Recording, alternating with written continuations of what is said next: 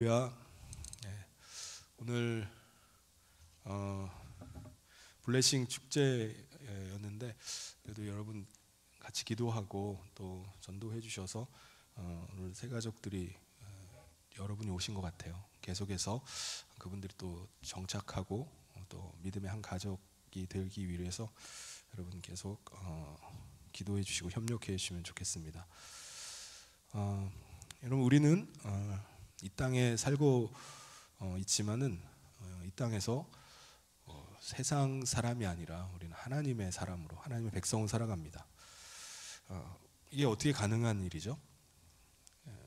하나님 나라에 올라가신 예수님께서 우리 가운데 그의 영, 그리스도의 영을 보내주셔서 하늘에서 임하신 분, 그리스도의 영이 우리 가운데 거함으로 말미암아 우리가 그리스도의 다스림을 받는 하나님 나라 백성으로 살아가는 것입니다.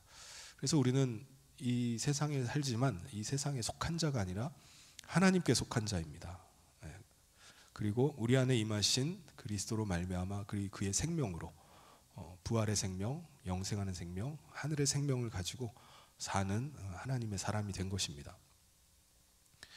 특별히 예수님의 생명으로 살아가고 그리고 또 예수님의 다스림을 받는 하나님 나라 백성이 된 사람들을 가리켜서 뭐라고 부르냐면은 교회라고 이렇게 부릅니다. 예수님이 내 교회다라고 이렇게 말씀하셨어요.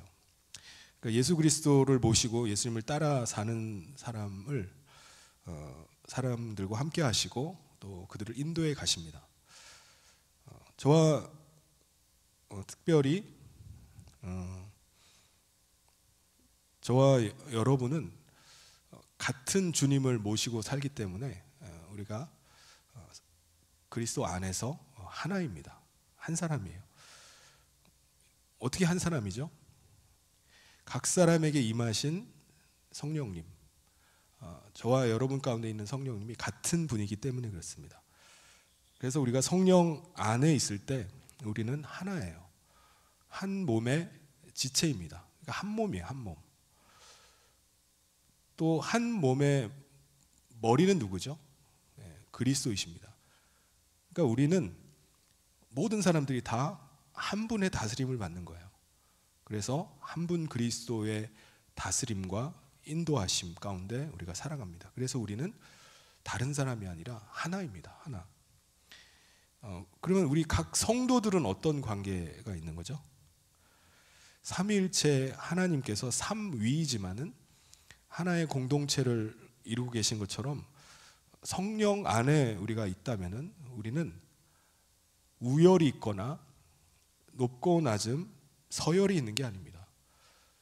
모든 그리스도 안에 한 몸은 다 같은 몸이에요. 그래서 하나님께서 자신을 가리켜서 누구라고 말씀하시면 나는 아브라함의 하나님이다. 나는 이삭의 하나님이다. 나는 야곱의 하나님이다. 세상적으로 볼 때는 아버지와 아들, 손자 이렇게 되는데 하나님께서는 각 사람의 하나님이시다라고 이렇게 말씀을 합니다.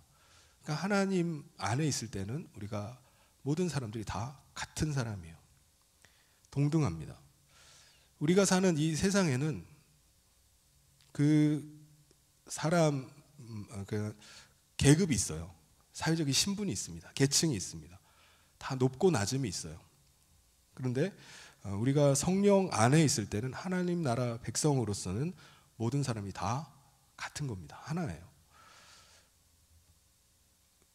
그러니까 내가 그리스도를 모시고 있듯이 다른 성도들도 같은 주님을 그리스도로 왕으로 모시고 있기 때문에 모든 사람들이 그분의 다스림 하에 있는 것입니다. 근데 사실 우리가 이 사실을 잊어버릴 때가 많이 있어요. 왜 이걸 자꾸 망각을 하죠? 우리 교회 안에 보면은 직분이 있잖아요. 직분을 가지고 서열을 매기려고 합니다. 그래서 그걸 가지고 마치 우리 교회 안에 서열이 있는 것처럼 생각을 해요. 또 때로는 우리가 같은 교회 안에 있다 보니까 이 사람이 사회에서 뭘 하는지, 사회적인 그 신분을 가지고서 대우를 달리해 줍니다. 사회적인 신분이 높은 사람이니까 이 사람한테 좀 잘해야 되고 이 사람 좀 우대를 해야 되겠다, 그렇게 생각을 하는 겁니다. 근데 교회는요, 세상의 조직체가 아닙니다. 직분에 따라서, 사회적인 신분에 따라서, 연령에 따라서 우열을 나누고 또 서열을 짓는 곳이 아닙니다. 물론 우리 교회 안에 구별은 됩니다. 뭐가 구별이 되냐면은 어린아이 같은 자가 있고 장성한 자가 있어요. 그러니까는 이게 나이가 많다고 해서 장성한 사람이고 나이가 어리다고 해서 어린아이를 말하는 게 아니죠. 나이가 많다 할지라도 그리스도 안에서 거듭난 지 얼마 안 된 사람들이 있잖아요.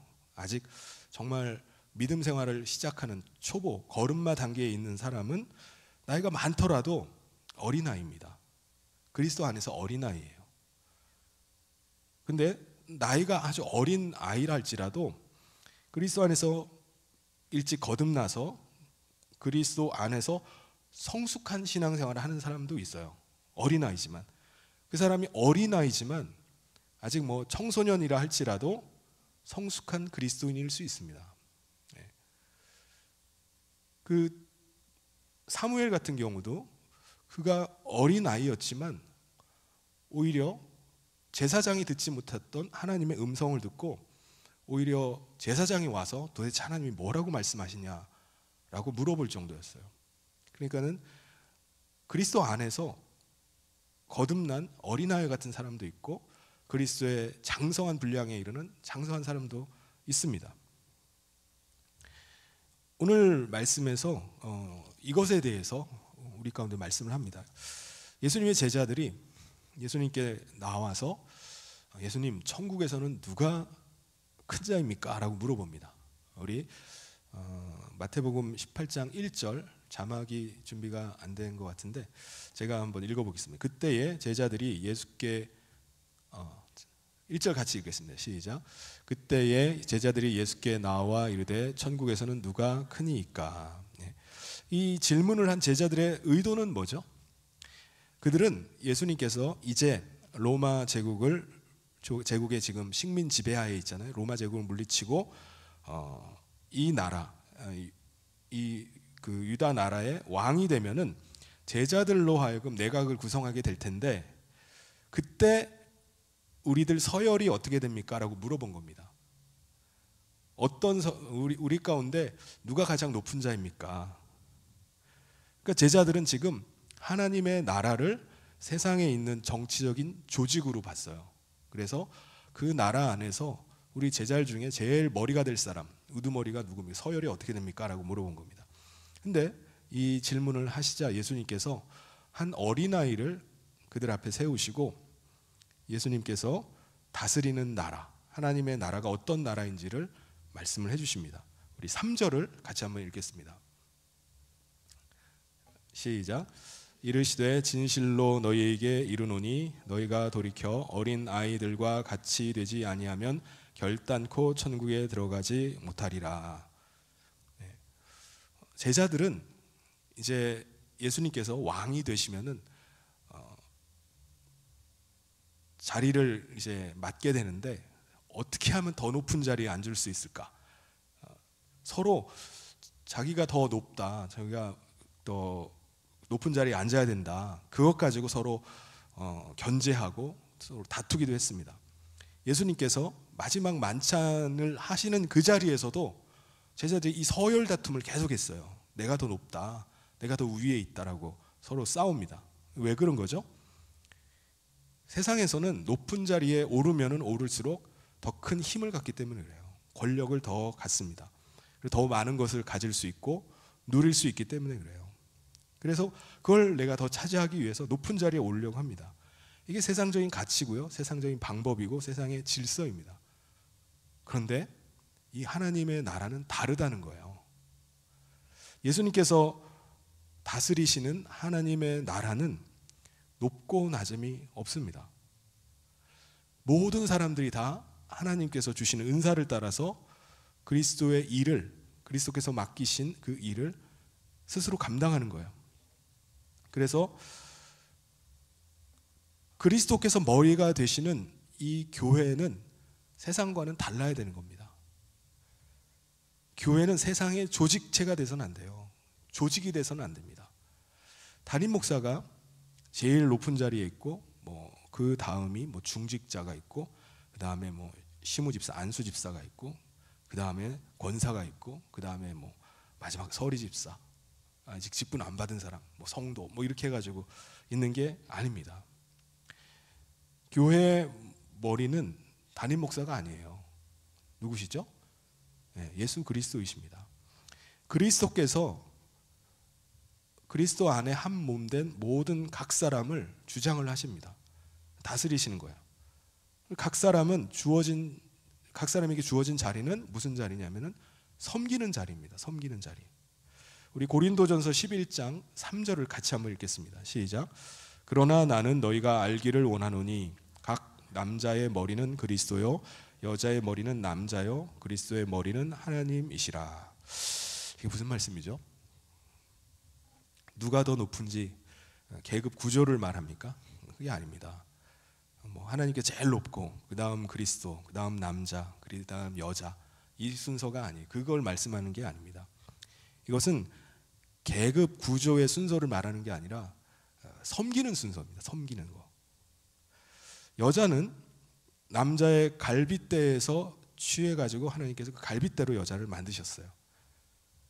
그러니까 여자의 생명은 남자로부터 나왔기 때문에 여자의 머리는 남자라고 말씀을 합니다. 순서상 하나님께서 만물을 창조하셨을 때 하나님께서 먼저 남자를 만드시고 그에게 생명을 주셨어요. 그래서 모든 남자의 머리는 그리스도이십니다. 하나님께서는 하나님의 아들을 성육신하게 하셔서 이 땅에 보내셨어요. 그러므로 그리스도의 머리는 하나님이십니다. 그러므로 모든 것이 다 어디에서 난 거죠? 하나님에게서 나온 것입니다. 그래서 생명을 주시는 하나님이 머리가 되시기 때문에 모든 것들이 다 존재하게 된 것입니다. 그런데 머리가 어떻게 하죠? 머리가 우위에 서서 지배하고 억압하고 그렇게 합니까? 아닙니다. 머리는 섬기는 일을 하는 거예요. 사랑함으로 자기 자신을 내어주는 거예요. 하나님께서 어떻게 하셨죠? 하나님께서 자신의 가장 사랑하는 아들을 내어주셨습니다. 그게 머리이신 하나님께서 하신 거예요. 그리스도는 어떻게 하셨죠? 그리스도는 이 땅에 와서 너희들 다 죽었어, 가만 안 둘 거야, 막 그렇게 하셨나요? 나는 섬기는 자로 왔다라고 말씀하셨습니다. 그리스도는 섬기러 오셨어요. 섬기는 자로 오셨습니다. 에베소서 5장 24절 25절을 같이 한번 읽어보겠습니다. 시작. 그러므로 교회가 그리스도에게 하듯 아내들도 범사에 자기 남편에게 복종할지니라. 남편들아 아내 사랑하기를 그리스도께서 교회를 사랑하시고 교회를 위하여 자신을 주심같이 하라. 네. 그리스도께서 하듯이 아내들은 남편에게 복종하라 하시고, 남편들은 막 위에서 아내를 막 짓누릅니까? 그리스도께서 자기 자신을 다 내어주듯이 자기를 내어주라는 거예요. 섬기라는 것입니다. 물론 세상의 사람들은 서로 멀리가 되려고 하고 서로 주도권을 가지려고 하고 서로 대접받으려고 합니다. 그런데 우리가 그리스도 안에 있으면 머리는 섬기는 사람이에요. 자기 자신을 내어주는 사람입니다. 그러니까 남편은 아내를 섬기는 일을 하는 거예요. 서로 주도권을 갖고 서로 어떻게 하면은 이렇게 더 이용해 먹을까, 그런 관계가 아닌 것입니다. 그래서 철저하게 내가 내 자신을 내어주고 섬기는 일을 해야 되는 거예요. 이게 하나님 나라에 속한 사람입니다. 우리 18장 4절을 우리 같이 한번 읽겠습니다. 시작. 그러므로 누구든지 이 어린아이와 같이 자기를 낮추는 사람이 천국에서 큰 자니라. 우리 자신, 어린아이들이 자신을 잘 알아요. 자신 한없이 부족하고 연약하고 아직 미숙하고 뭘 모른다는 걸 알아요. 자기를 한없이 낮춥니다. 천국에서는 하나님 나라에 속한 자들은 이러한 어린아이와 같은 자가 돼야 된다는 거예요. 한없이 자기를 낮추고 다른 사람을 높이는 거예요. 자신을 낮추는 사람이 바로 하나님 나라 백성이라고 말씀합니다. 우리가 그리스도의 사랑 가운데 구원함을 얻고 그리스도의 생명을 가지고 그리스도의 다스림을 받는 자로 살아갑니다. 우리가 이 그리스도와 함께하고 그리스도의 다스림을 받는다는 거, 이 사실을 생각하면요, 그 하나님께서 베푸신 사랑과 은혜가 아니면 이게 불가능한 일이에요. 우리가 무슨 수로 하나님 앞에 나가서 하나님을 예배할 수 있습니까? 하나님과 전혀 관계가 없는 사람들인데 우리가 그 은혜로 말미암아 하나님께 나갈 수 있는 길이 열렸어요. 생명을 얻고 하늘의 생명으로 우리가 살게 된 것입니다. 이 사실을 생각하면 겸손할 수밖에 없어요. 나는 은혜로만 사는 사람이구나.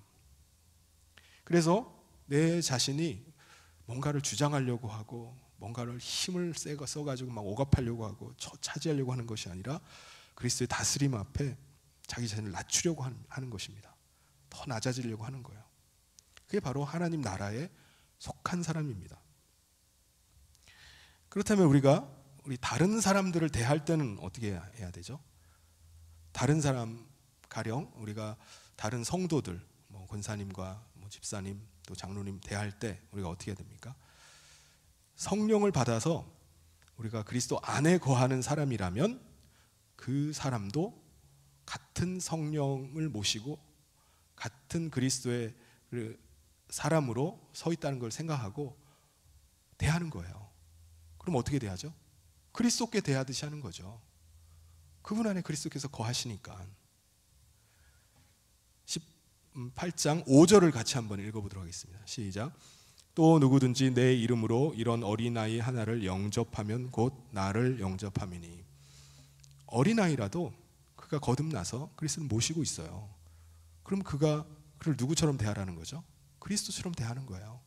그를 영접하면 그리스도를 영접하는 것과 마찬가지라는 것입니다. 그러므로 어린아이라 할지라도 그리스도를 대하듯이 대할 수 있어야 돼요. 비록 어린아이고 미숙하고 부족할 수 있습니다. 그런데 내가 지금 그리스도께서 내 앞에 계시고 그리스도와 함께하고 있는 것처럼 생각하고 존귀한 자로 대하는 거예요. 정말 그리스도와 함께하는 존귀한 사람이구나. 그리스도를 섬기듯이 그렇게 대하는 겁니다. 이거는 어린아이만이 아니죠. 누구든지 그리스도 안에 있으면은 우리가 서로를 그렇게 대할 수 있어야 됩니다. 그래서 사람들을 볼 때 우리가 뭘 봐야 되죠? 이 사람 안에는 정말 그리스도께서 거하시는가? 이 사람은 정말 구원받은 사람인가? 이게 우리의 관심이 돼야 돼요. 아직 이 사람이 거듭나지 못했고 그리스도를 그 안에 모시지 못했고 하나님 나라에 속한 자로 살지 못한다면 안타까운 일이죠. 그것을 우리가 알고 그 사람이 정말 구원받기 위해서 그리스도를 모신 영생의 생명을 가진 사람 되기 위해서 그 사람에게 말씀으로 진리를 가르치고 권면하고 세워나가야 되는 겁니다. 그래서 우리가 성도들 안에, 우리 교회 안에 성도들을 대할 때마다 그리스도께 하듯 할 수 있어야 돼요. 내 안에 거하시는 그 주님이 존귀하듯이 상대방에게 거하시고 함께 하시는 그 그리스도를 존귀하게 대하듯이 그 사람을 그렇게 대하는 겁니다. 아내가 남편을 대할 때도 어떻게 대해야 되죠? 그리스도께 대하듯 대하는 겁니다. 에베소서 5장 24절을 함께 읽겠습니다. 시작. 그러므로 교회가 그리스도에게 하듯 아내들도 범사에 자기 남편에게 복종할지니라. 사도 바울 당시는 굉장히 가부장적인 사회였습니다. 남성이 굉장히 우월한 존재였어요. 그래서 여자를 종처럼 부리고 하대를 합니다. 여성은 굉장히 사회적으로 낮은 지위에 있어요. 말도 제대로 못하고 남편의 지배하에 살아갑니다. 그런데 그리스도를 믿고 나서 교회 안에 들어오게 되니까 남편이나 아내나 같은 성도가 된 거예요. 그러면 남편이나 아내나 남편이나 자기나 그리스도 안에서 같은 성도가 됐잖아요. 그러면 이제 나랑 당신이랑 똑같으니까 밖에 있을 때는 그런데 안에 들어왔으니까 같은 거 아니야? 라고 해서 자기를 주장합니까? 주장해서는 안 된다는 거예요. 오히려 남편을 그리스도를 대하듯이 그렇게 복종해 하라는 거예요. 이게 그리스도 안에 있는 아내라는 것입니다. 그래서 교회가 그리스도께 하듯 아내들도 범사의 남편에게 복종할 수 있어야 된다는 거예요. 당신이랑 나랑 같은 성도니까 뭐 맘먹어도 되네 하고서 같이 하는 게 아니라 그리스도를 대하듯이 하라는 겁니다. 직장에서 직원이 상사를 대할 때도 어떻게 하라고 하죠? 그리스도께 하듯 하라는 겁니다. 우리 에베소서 6장 5절을 같이 한번 읽겠습니다. 시작. 종들아 두려워하고 떨며 성실한 마음으로 육체의 상전에게 순종하기를 그리스도께 하듯 하라. 종이 그리스도를 믿고 성도가 됐어요. 교회 가보니까 주인이 옆에 와 있어. 같은 성도예요. 주인이나 나나 똑같네? 똑같은 성도가 됐네? 그럼 종이 어떻게 합니까? 똑같은 성도가 됐으니까 맘먹습니까? 나 밖에 있을 때 좀 억울했는데 나 같은 교회에 들어왔으니까 이제 마음대로 해야지. 아닙니다. 같은 성도라 해도 자기 자신을 더 겸손히 낮추어서 주인을 어떻게 대하라는 거죠? 그리스도를 대하듯이 대하라는 거예요. 섬기라는 것입니다. 왜 그렇게 하는 겁니까? 왜 이렇게 해야 되죠? 그 사람 안에 그리스도께서 거하시기 때문이에요. 그래서 그 사람을 주님 대하듯이 대하는 겁니다. 그리스도를 내가 지금 대하고 있듯이 대하는 거예요. 여러분, 우리가 이 사실을 기억하고 그리스도 안에서 자기 자신을 낮추고 다른 사람을 섬기지 않는다면 우리는 그리스도인이라고 말할 수가 없을 겁니다. 교회는 다닌다 할지라도 그리스도의 다스림을 받고 살아가는 그리스도인이라고 말할 수는 없는 거예요. 교인입니다. 교회 다니는 사람일 뿐이에요. 저와 여러분이 이런 관계 속에서 우리 자신을 낮추고 또 상대방을 높이고 섬기는 일이 없다면은 안타깝게도 우리 교회는 그리스도의 교회라고 말할 수 없을 겁니다.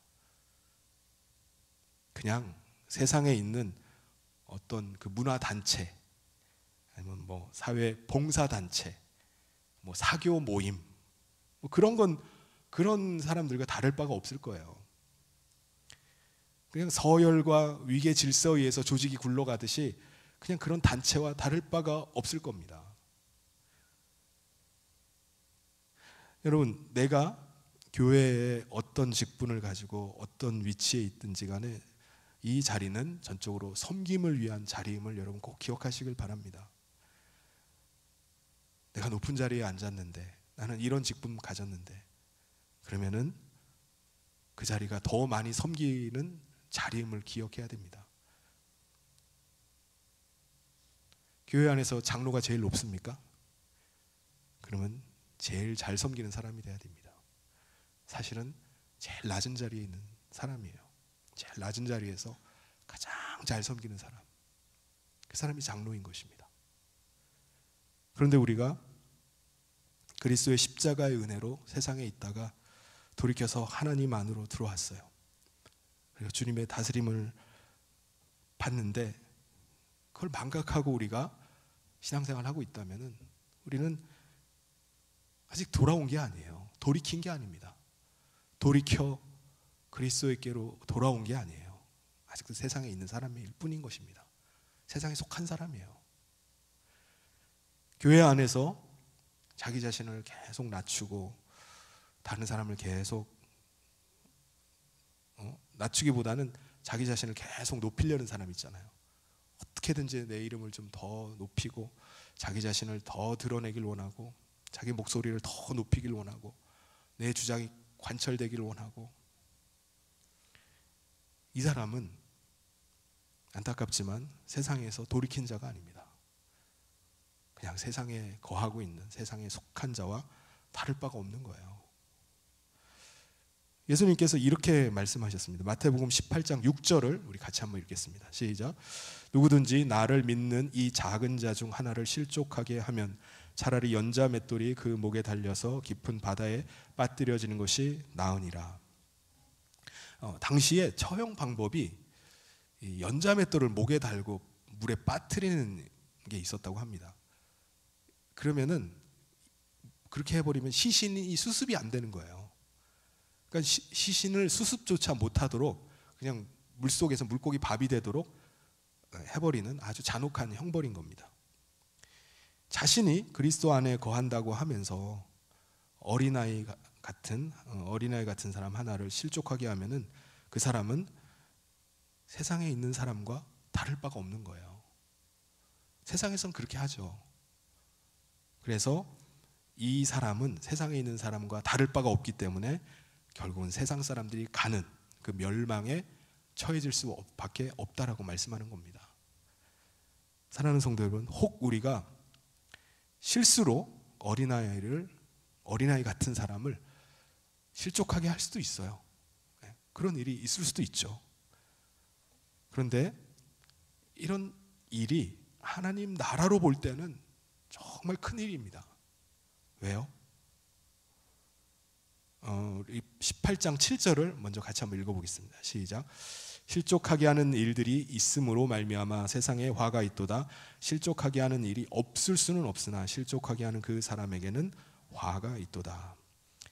이 어린아이 같은 사람 하나를 위해서 그리스도께서 십자가를 지시고 수치와 모욕을 당하시고 피를 다 쏟으시고 죽어주셨어요. 근데 그 주님의 피값으로 구원해낸 이 어린아이를 나의 작은 실수로 실족해버리게 한다면 그 사람에게 화가 없을 수가 없다는 거예요. 그럼 어떻게 해야 됩니까? 마태복음 18장 8절 9절을 같이 한번 읽겠습니다. 시작. 만일 내 손이나 내 발이 너를 범죄하게 하거든 찍어내버리라. 장애인이나 다리 저는 자로 영생에 들어가는 것이 두 손과 두 발을 가지고 영원한 불에 던져지는 것보다 나으니라. 만일 내 눈이 너를 범죄하게 하거든 빼어내버리라. 한 눈으로 영생에 들어가는 것이 두 눈을 가지고 지옥 불에 던져지는 것보다 나으니라. 좀 무서운 말씀을 막 하시네. 네. 막 찍어버리라고 그러고 막 뽑아버리라고 그러고 예. 우리가 육체 가운데 있기 때문에 육체의 정욕이 우리를 지배하려고 할 때가 많이 있습니다. 우리는 그리스도께서 죽으심으로 말미암아 우리의 옛사람, 우리의 육체가 죽은 자예요. 근데 실제로는 살아있잖아요. 이 땅에 살려면 육체가 있어야 되니까 아직 살아있어요. 살아있다 보니까 끊임없이 우리의 육신의 정욕들이 우리를 지배하려고 합니다. 그게 계속 올라와요. 그런데 어떻게 하라는 거죠? 예수님은 손과 발을 찍어내버리라고 한 것처럼 주님이 너 십자가를 지고 나를 쫓으라고 한 것처럼 우리는 우리 자신을 날마다 죽여야 되는 거예요. 십자가를 진다는 게 뭐냐면은 죽는 겁니다. 날마다 죽는 거예요. 우리 안에서 계속 올라오는 나의 시기, 질투 이런 것들이 나의 믿음을 자꾸 압도해버리고 다른 성도들과의 관계를 다 깨트리고 망쳐 놓아요. 그럴 때마다 우리 자신이 어떻게 되죠? 우리 자신을 날마다 쳐서 복종시키고 그래도 안 되면은 십자가에 못 박는 겁니다. 나를 죽이는 거예요. 로마서 18장 13절을 같이 한번 읽겠습니다. 시작. 너희가 육신대로 살면 반드시 죽을 것이로되 영으로서 몸의 행실을 죽이면 살리니. 영으로 너의 몸의 행실을 죽인다는 게 뭐죠? 그리스도의 영, 성령님께서 우리 안에 거하시잖아요. 그분의 다스림 하에 나의 육체는 죽었다라고 하는 겁니다. 죽이는 거예요. 내가 가지고 있는 이 정욕과 탐욕, 욕심을, 욕망들을 죽이는 거예요. 그럴 때 우리 안에 그리스도께서 우리를 다스리고 우리를 주장해 나가시는 겁니다. 사랑하는 성도 여러분, 우리가 그리스도의 은혜와 하나님의 놀라운 사랑으로 우리는 하나님의 백성이 되었습니다. 이제 우리는 우리 안에 그리스도를 모시고 그분의 다스림 하에 살아가는 백성이 되었어요. 예수님께서 우리를 그 사랑, 그 그리스도 안에서 우리를 한 몸으로 불러주셨기 때문에 우리가 그리스도 안에 우리가 있음을 여러분 기억할 수 있길 바랍니다. 그래서 한 몸 된 다른 지체들을 사랑할 수 있기를 바랍니다. 사랑해야 돼요. 그리고 서로를 대할 때 그리스도를 대하듯이 대할 수 있기를 바랍니다.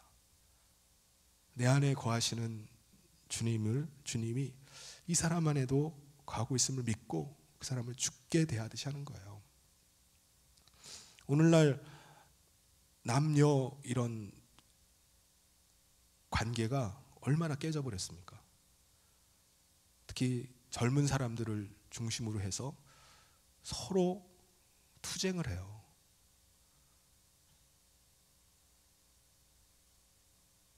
동덕여대가 얼마 전에 학교에서 그 공학으로 바꾼다라고 이런 얘기가 나오자마자 발표된 것도 아니에요. 결정된 것도 아니에요. 여학생들이 들고 일어나가지고 학교를 완전히 막 난장판으로 만들고, 남자들, 교수들 다 그냥 적으로 여겨요. 적. 죽여버려야 될 사람들.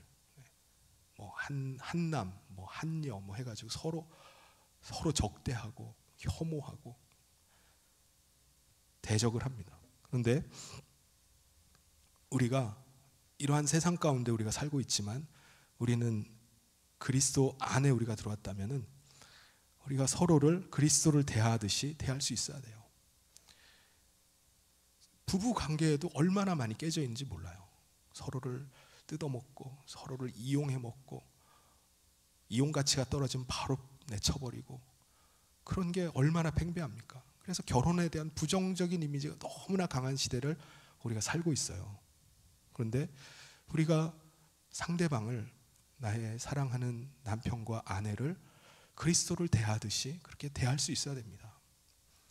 세상이 점점 조직화되고 기업화돼 가지고 교회조차도 그런 기업처럼 되어가는 그런 상황 속에서 우리가 서로를 사회적인 신분과 재산과 뭐 아는 지식의 정도에 따라서 차별하고 그렇게 대하는 조직이 아니라 우리가 그리스도 안에서 우리가 한 몸을 이룬 하나의 공동체임을 여러분 꼭 기억할 수 있길 바랍니다. 주님께서 이 일을 위해서 이 땅 가운데 오셔서 이 일을 하신 거예요. 우리가 하나 되게 하신 일을 하신 겁니다. 그래서 예수님이 오늘 오전에 봤던 그 말씀에도 기도하시잖아요. 아버지와 내가 하나인 것처럼 이들도 하나가 되기를 원합니다 라고 기도하셨어요. 이게 주님의 소원이에요. 오늘 우리가 주님의 이 소원, 이 기도와 같이 우리가 가정 안에서도 그리고 또 우리 교회 안에서도 같은 하나님의 나라 백성임을 기억하고 우리가 서로를 사랑하고 또 섬기면서 하나 되어 나가는 저와 모든 성도님 되시기를 주님의 이름으로 축원합니다.